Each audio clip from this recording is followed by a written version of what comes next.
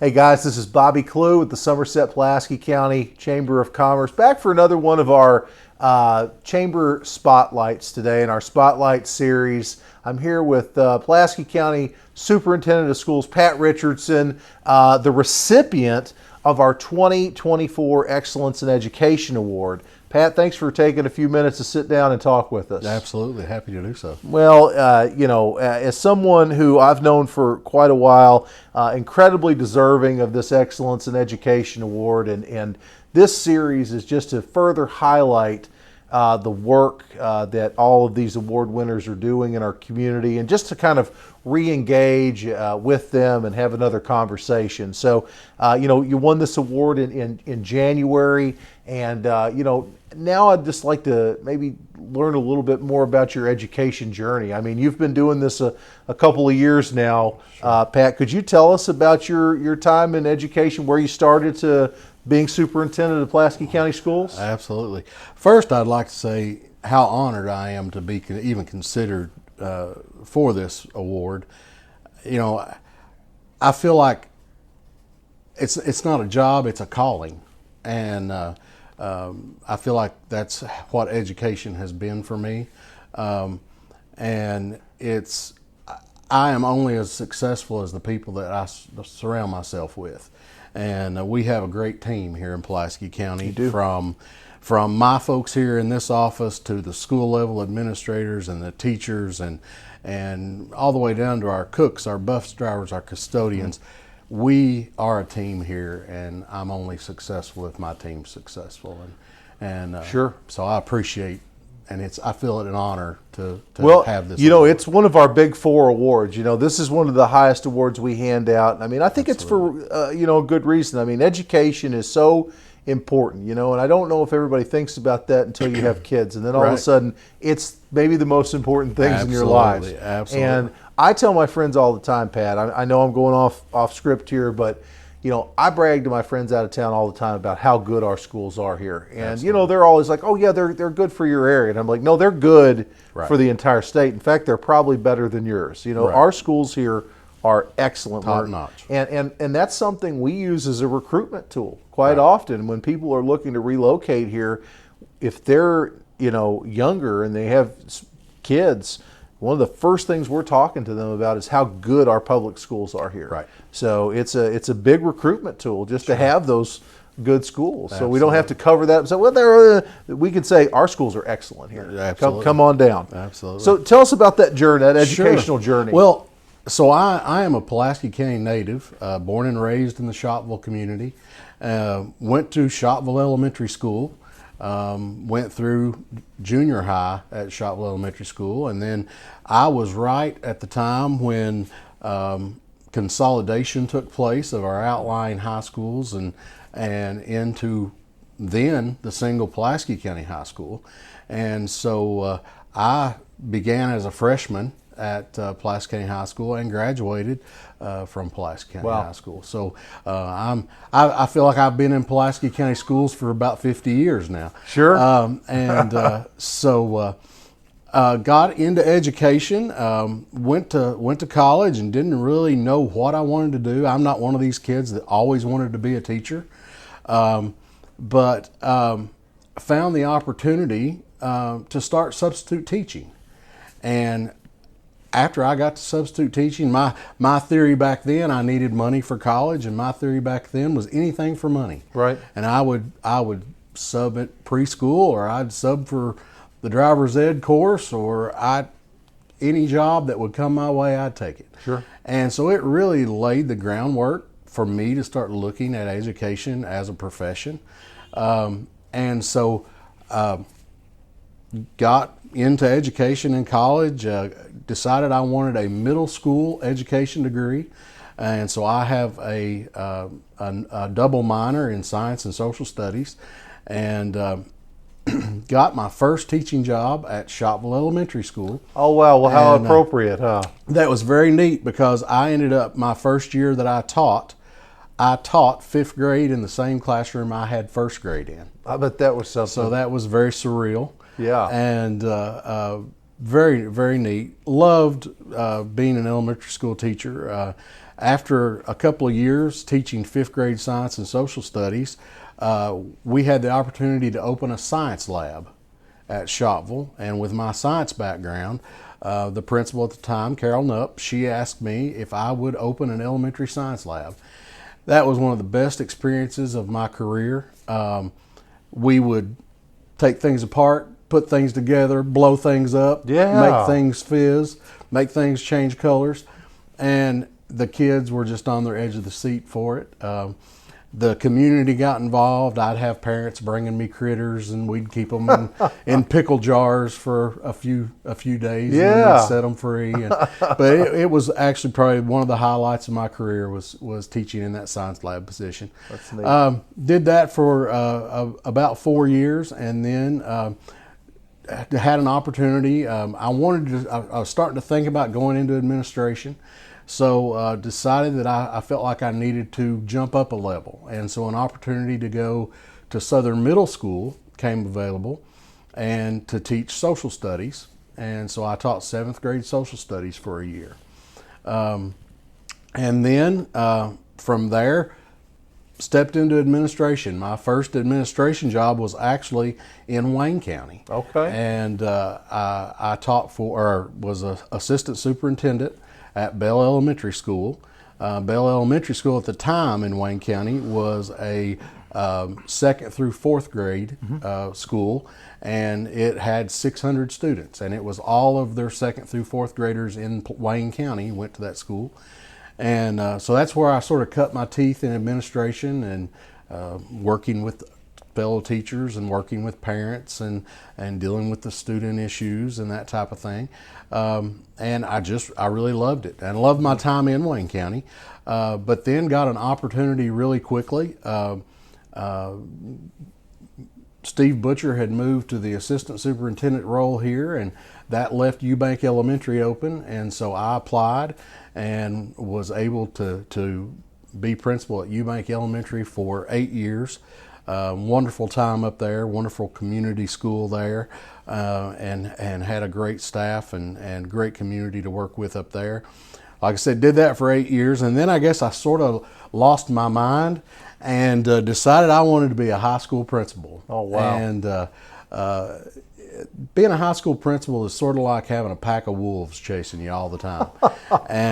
But it was very rewarding. So I went to Southwestern High School and spent 2 years as high school principal there, and loved my time there as a warrior, and loved working with those kids in that community. And then about that time, Steve Butcher moved up to the superintendent role, and he asked me to be his assistant.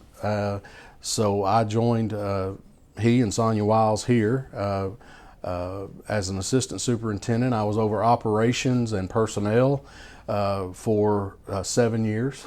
So operations, that's is that the buses and all? That's everything that'll give you a headache. That sounds like that sounds like buses, headache central. Yeah, buses, cafeteria, buildings and grounds, everything that just is supposed to happen.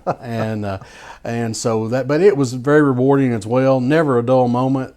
Days flew by because, Pulaski County Schools is, we're big. We've got 15, 16 facilities. Mm-hmm. And how many buses do we have in Pulaski County? About 130 routes. Wow. And traveling about 7,000 miles a day. So because that's what people don't think about. I think we forget sometimes how big Pulaski County is. Yes. I was joking with somebody one time. I said, you could get to Richmond quicker than you could from Jabez to Blue John. That's about right. I mean, it's a really big community. And I mean, that's a lot of buses, that's a lot of miles, and that's a lot of gasoline. Yeah, a lot of diesel fuel. A lot of diesel. Yeah, that's right. That's right.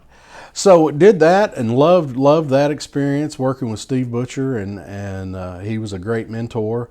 And then got the opportunity in 2018 to become the superintendent. And this is my 8th year as superintendent, and have enjoyed my time as superintendent. We've been through some struggles, right in the middle of COVID. I thought I was going to hit the high road and just come into it and easy sailing, and then COVID hit the second year, and so that made things interesting for a few years. I'm sure there's probably got to be a book or something, you know, that you could probably write there for anybody who was in your position across the country during COVID. You know, that was nobody had ever done anything like that. You know, nobody living anyway. Right. And to go through, you know, what the schools had to with all the social distancing and all the protocols and just being careful in a time when we didn't really know a lot, I can't imagine, you know. And I'm sure that there's, you know, lots of opinions both ways on that type of thing, but I think you did a heck of a job. Well, thank you. And again, it was a team effort. You know, we had to stop and reinvent the wheel a lot of times with the things we dealt with, and we would have daily, if not hourly, meetings as things would change, and we would get new information, and we would have to change procedures. And I remember my daughter, who's now in middle school, COVID year, she actually had to do her kindergarten graduation as a drive-through kindergarten graduation, which is something, you know, most people will never experience. And she'll tell that story someday, and they'll get a kick out of that, I think. But it was, you know, you were making things happen even in a very challenging, you know, atmosphere. Right. I'll never forget that drive-through graduation. Absolutely. And you know, that was, the drive-in was still a thing back then.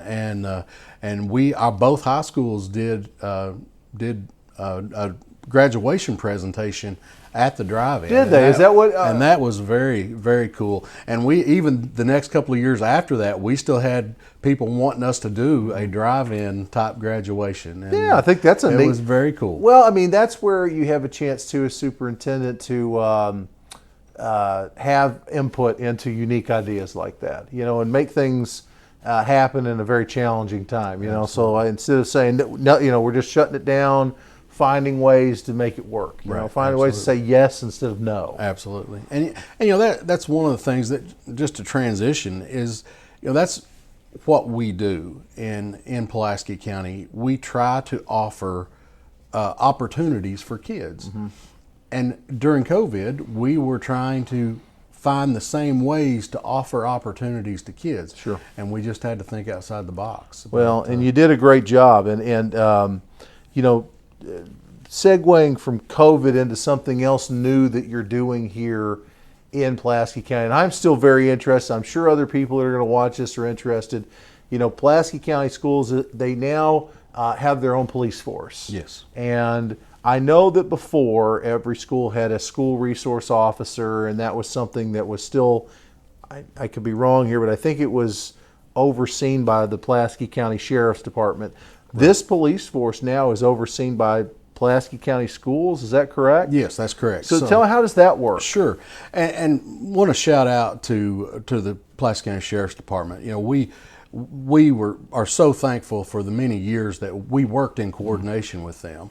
And as we added resource officers, we ran into the hurdles of keeping resource officers. And we, in the last few years, we're not able to fill all of our positions through the Sheriff's Department with our SROs. So there was schools that were sometimes uncovered? Yes, Is that, okay, that's correct. Wow, okay. And so, and that's no fault of theirs, you know, so we felt like we could take the money that we were spending with the Sheriff's Department and use that same money and use it in a different way here to create our own force.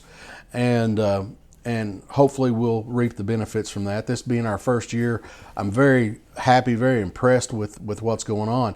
Our officers are police officers. They have arresting powers just like any other law enforcement agency in the state of Kentucky.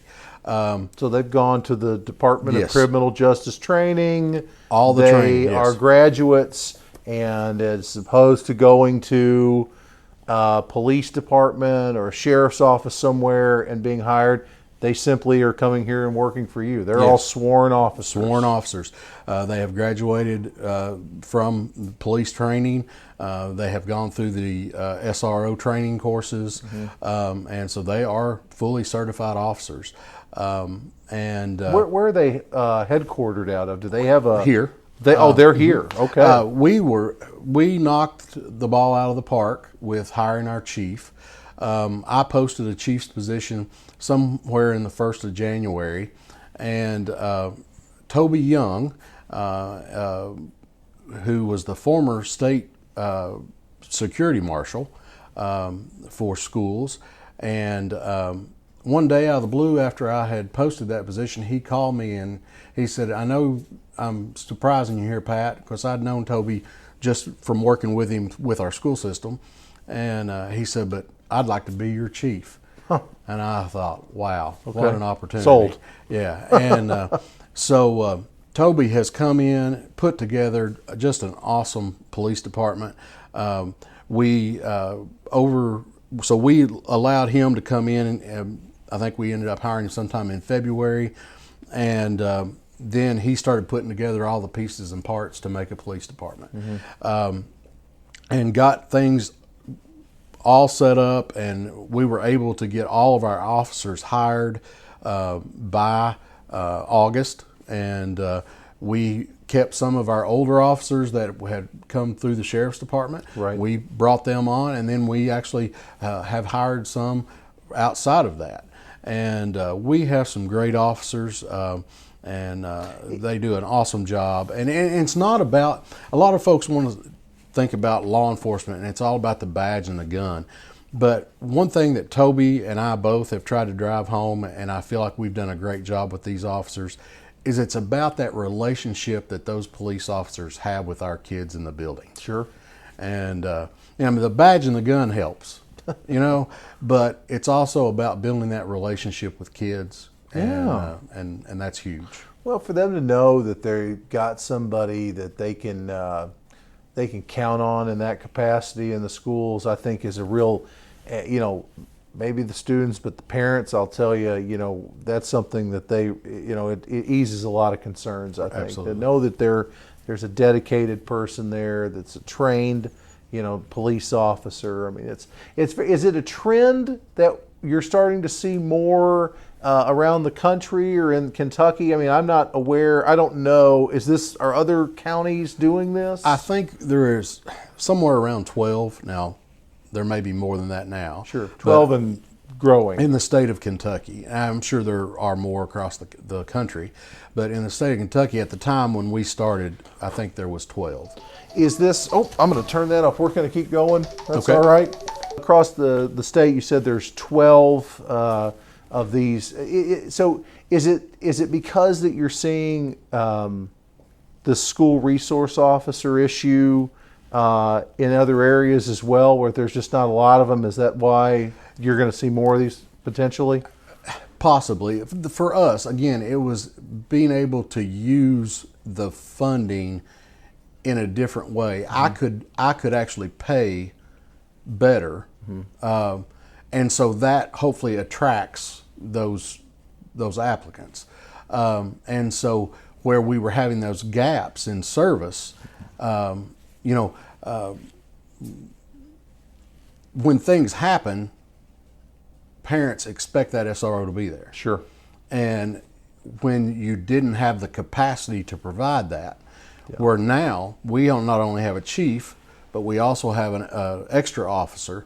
So when I've got an SRO that's sick, or if something happens and the SRO can't be there, I've got two guys that can backfill that. Right. And so, hopefully that type of thing, it's the consistency, it's the pay to be able to attract people. Sure. That type of thing. It's one of those things, you don't need it until you need it. Right. And then you really need it. So right. I'll tell you one other thing dealing with security that I hope would be interest to the public.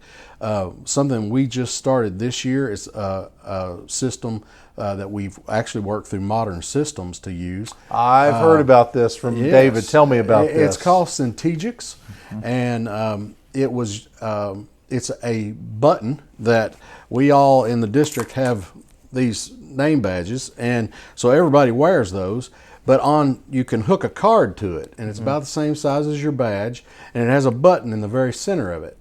If something happens, you can push it 3 times, and that could be a student is sick, it could be a fight, it could be something you need a little help from the office on. Right. A teacher can push that 3 times. If they push it 3 times, it sends an alert to like whoever you want to assign in the building, and help will immediately come, and they will know the exact position of where that button was. Oh, it has pushed. like a GPS type Yes. thing, so they know where you're at. They know where you're at. They can Oh, see wow. you. If you push the button continuously, or if you hold the button down, it will automatically call 911, and the cavalry is on the way. Oh, wow. So we are hoping to have it fully implemented in Pulaski County schools by fall break. And so, Really? yes. I remember our leadership class this year on Business and Technology Day.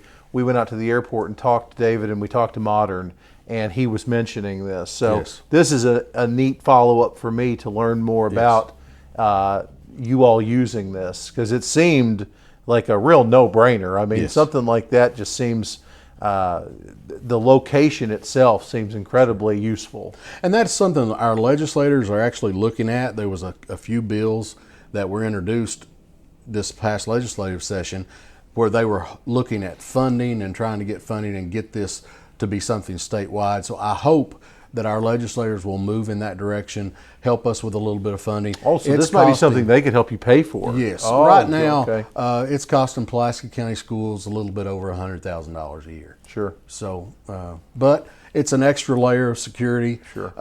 You know, we have many levels of security. You do. And, I had to.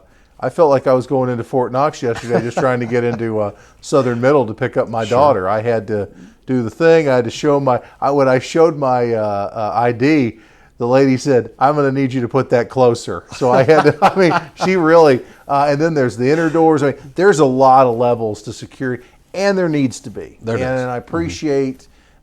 You making sure that those are there, you know, because as you know, as the superintendent, I mean, it falls on your shoulders. Unfortunately, buck stops here. It does.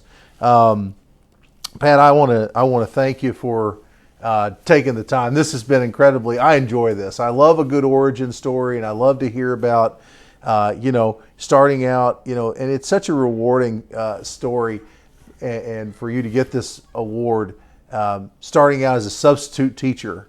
You know, at the absolute, you know, bottom of the pyramid, and now being superintendent of, you know, one of the largest employers in Pulaski County. I think we were talking about this early. I think people don't forget, but this is a business. It is. Just like anything else. You know, you've got to make sure the money's here to pay for all these students and all this education and all the things that they're doing. It's constantly moving, you know. Absolutely. And, you know, I liken it sometimes to the light switch. You know, people walk in a room and they don't know what it took to make that light switch come on when you flip the switch. Well, you weren't kidding. And we do a lot of things in Pulaski County to educate kids. Yeah, a lot of things that people don't see. That's the right. thing I think a lot of people don't understand is that, you know, a lot of things that you don't see are going on behind the scenes to make sure these kids are getting an absolute quality education and a really good experience in the schools Absolutely. here. And I'm learning that more and more now with kids, and I'm seeing them go through it, and I